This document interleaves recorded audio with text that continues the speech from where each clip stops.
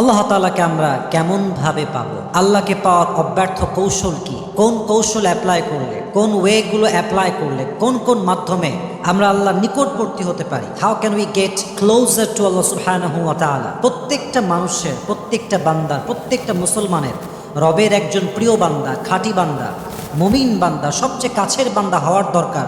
যুবক ভাইরা বলেন তো, সবাই আছে না নাই? ইমাম গাজালি রহমতুল্লাহি আলাইহি বলেন, কেউ যদি কোনো কিছু মন থেকে পেতে চায়, হৃদয় থেকে চায় এবং এটার জন্য সর্বোচ্চ দোয়া করে, চেষ্টা করে, চতুর্পাশের সব কিছুই তাকে সেই জিনিসটা পাওয়ার জন্য সহযোগিতার হাত বাড়িয়ে দেয়। সুবহানাল্লাহ পড়বেন না আপনারা?